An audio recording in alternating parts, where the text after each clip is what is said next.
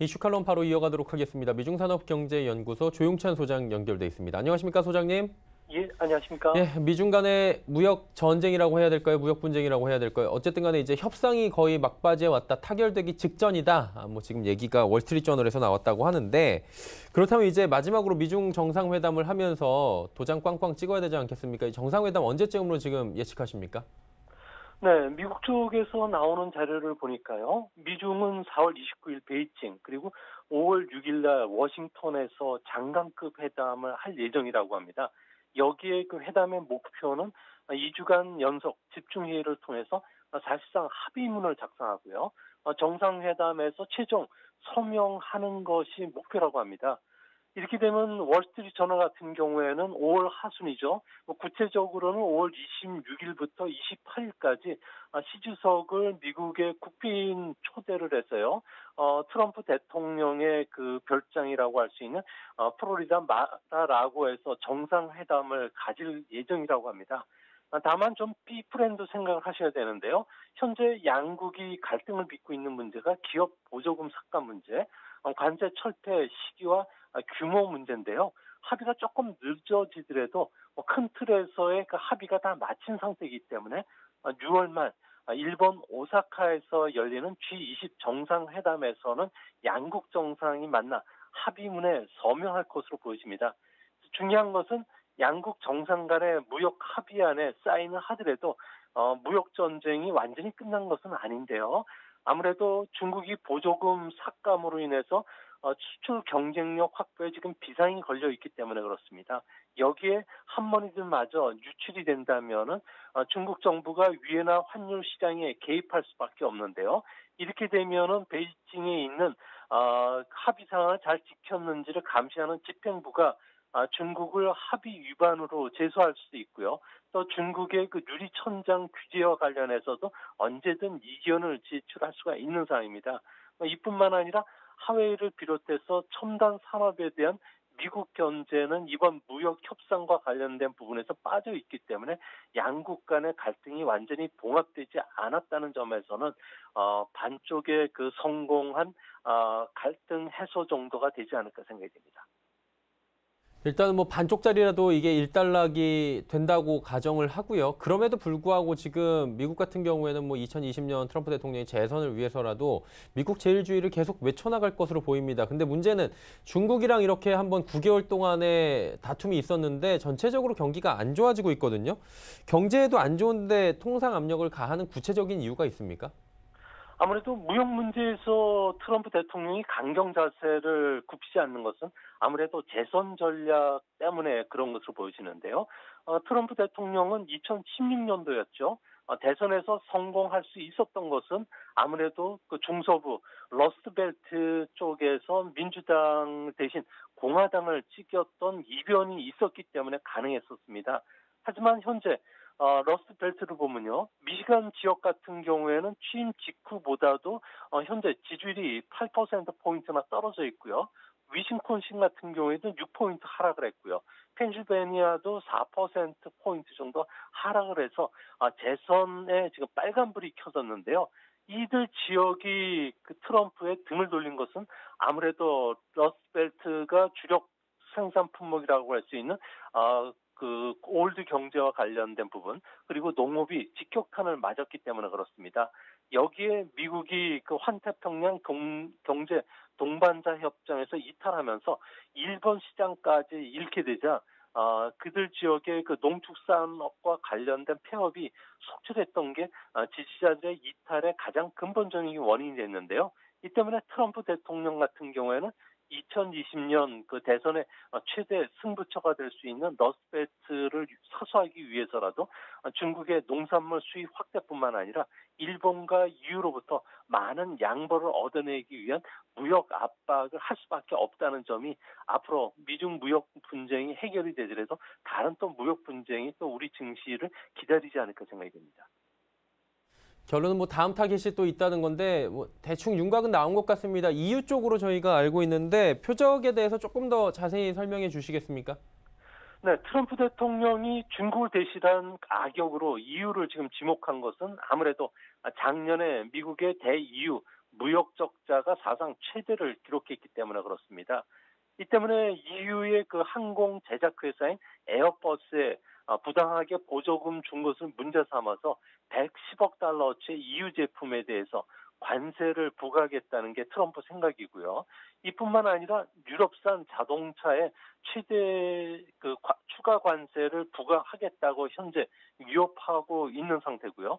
여기에 더 나가서 화웨이 제품을 구매한 EU 국가와는 정보 공유를 차단할 것으로 보여지는데요. 이 모든 조치들이 미국과 EU 간의 그 FTA라고 할 수 있는 EPA 협상에 유리한 고지를 가져가기 위한 전략으로 보여집니다. 하지만 EU도 호락호락하게 미국 의도대로 끌려나가지는 않을 것으로 보여지는데요. 아무래도 보잉의 그 비행기인 737 맥스 같은 경우가 추락 사고로 인해서 에어버스가 반사 이익을 보고 있는 상태고, 또 자동차 수출 수량 규제에 나선다면은 미국산 수입 제품에도 똑같이 보복 관세를 부과하겠다는 겁니다. 이렇게 되면은 미국이 수입 자동차에 20% 관세를 부과시켰을 경우에 우리나라 같은 경우에는 고래 싸움에 새우등 터지는 격으로 우리나라 제품에 대해서도 수출이 위축이 될 수밖에 없는데, 이렇게 되면은 우리나라 GDP의 최대 0.5% 정도까지 하락할 수가 있고요. 세계 무역이라든지 경제에도 적잖은 영향을 끼칠 수가 있기 때문에 앞으로 그 미국과 관련된 보호무역주의 정책에 따라서 우리 정치, 우리 경제도 계속 첩첩산중의 그 상황까지 빠지지 않을까 우려되는 부분도 여기 있다고 보여집니다. 자, 그럼에도 불구하고 지금 미국 증시 같은 경우 올 들어서 뭐 지금 20%가 넘게 올라왔고요. 3대 지수 모두 지금 전고점을 향해 달려가고 있는 상황입니다. 다음 주에 이제 본격적인 실적 발표인데 다음 주 이후에 투자 전략을 어떻게 가져가는지, 그리고 전고점을 미국 증시가 정말 넘어설 수 있을지 궁금한데 이 부분은 어떻게 분석되고 있습니까? 네, 현재 정보 기술주를 비롯한 성장주의 흔들림은 없을 거로 보고 있는데요. 이같이 보는 거는 아무래도 지금 미국 증시는 1960년대와 많은 공통점을 갖고 있다는 겁니다. 구체적으로 보면요, 새로운 세대들이 등장하면서 소비 패턴이 바뀌기 시작했는데요. 당시 60년대는 베이비 부모들이 나왔고요. 현재는 밀레니엄 세대들이 소비를 이끌어가고 있다는 겁니다. 또 한 가지는 저물가, 저금리 상황이 되면서 주식시장에 반사 이익을 주는 것도 그때와 똑같다는 겁니다. 금융 정책도 매파에서 비둘기파로 바뀌었고요.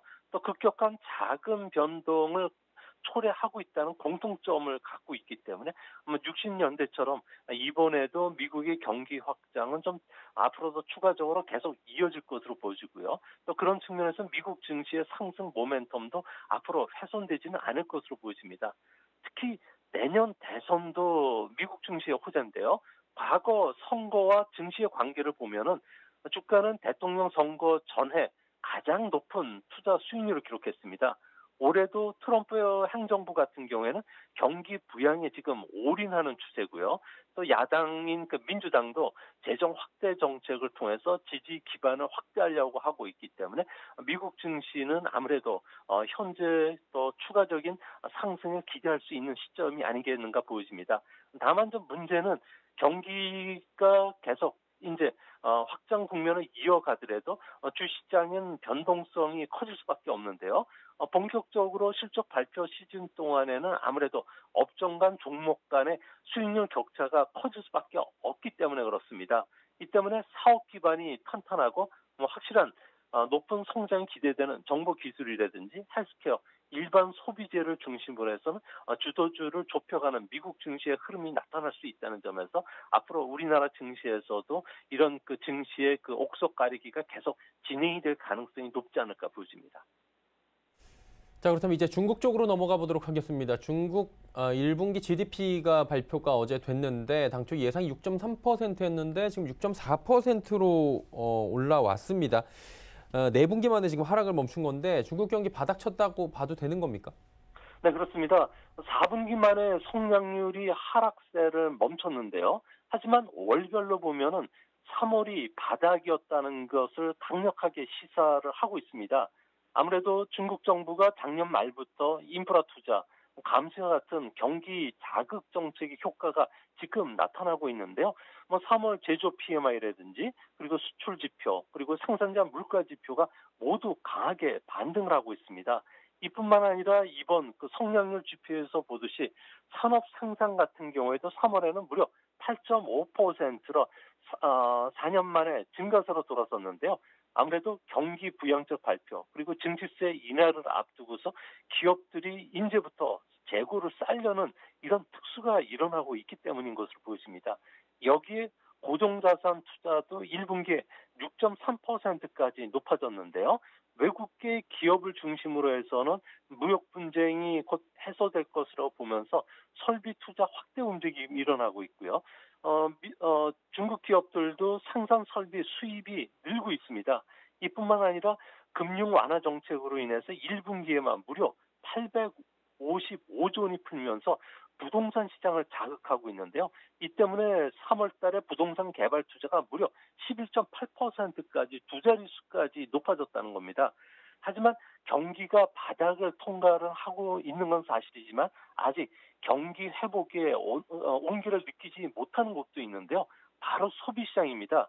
백화점이나 슈퍼 매출 그리고 온라인 판매를 합친 3월 소매 판매 같은 경우에는 8.7%에 그쳤는데요. 물가 영향을 제외한 실질 소매 판매 같은 경우에는 6.9%이기 때문에 1, 2월 달에 7.2%보다 좀 크게 줄어든 상황입니다. 아무래도 4월부터 시행되는 자동차라든지 가전제품 보조금 지급 그리고 곧 시행될 10대 도시의 5G 보급을 앞두고서 스마트폰 판매가 위축했던 영향을 크게 받았던 것으로 보여지는데요. 하지만 이런 모든 것을 감안하더라도 중국 경제는 3월에 바닥을 쳤고요. 4월부터는 플러스로 전환될 수밖에 없는 상황입니다. 다만 여기에 지난 9개월간의 미중 무역 갈등이라는 외부 악재가 정리가 된다면 예상보다 빠른 경기 회복도 가능하다는 점에서 우리 증시를 비관적으로 보시는 현재 시청자 여러분께서는 주시장과 관련된 낙관적인 전망을 이제는 가져가셔도 되지 않을까 생각이 됩니다. 그리고 지금 중국 부동산 쪽도 한번 살펴봐야 되는데 부동산 가격이 또 가파르게 올라오고 있다라는 보도가 있더라고요. 이 부동산 대출 묶고 규제 강화했다가 부동산 경기 다시 올리고 있는 거거든요. 이게 선회한 이유가 있겠죠. 네, 3월달 주요 70개 도시의 신규 주택 가격을 보면요, 2월보다 8곳이 늘어나서 상승한 도시 무려 65곳 정도가 됩니다. 아무래도 경기 침체를 피하기 위해서 부동산 대출을 풀었고요. 재개발 사업도 어느 정도 지금 허용을 해주고 있는 상황입니다. 또한 토지 재정 의존도가 워낙 지방 정부가 높다 보니까 부동산 경기를 부양시켜서 지방 정부의 투자 재원까지 마련해주고 있는 상황인데요. 중국 같은 경우에는 부동산 시장의 규모는 GDP의 16.7% 정도 차지합니다. 하지만 부동산 부분과 관련된 창출해내는 부가가치 같은 경우를 보고 또 철강이나 시멘트, 인테리어 관련된 50여 개 관련 산업까지 포함시킨다면 GDP의 최대 30%에 이르는데요. 부동산 시장이 현재 좋아지고 있다는 것은 중국 경기가 앞으로도 계속 확장 국면으로 들어설 수 있다는 것을 시사합니다. 문제는 주택 공실률이 22% 정도 되고요. 중국 전역에 빈집이 5천만 채, 그리고 빈집에 1,000조 원 정도 넘는 대출금이 묶여 있는데요. 이 때문에 중국 정부가 해결하는 카드는 앞으로 5년간 1억 명의 농촌 인구를 도시에 이주시켜서 지방 도시의 부동산 버블을 해소시키는 쪽으로 적극 나서고 있고요. 임대주택 시장 같은 경우에는 도시 인구의 1억 6천만 명이 이용을 하는데 임대주택 시장을 키워서 공실률도 낮춰줄 것으로 보여지기 때문에 중국 부동산 시장은 지금 조금씩 숨을 돌리는 그런 모습입니다. 네, 중국 부동산 시장까지 여쭤봤습니다. 오늘 말씀은 여기까지 듣겠습니다. 고맙습니다. 예, 감사합니다. 미중산업경제연구소 조용찬 소장이었습니다.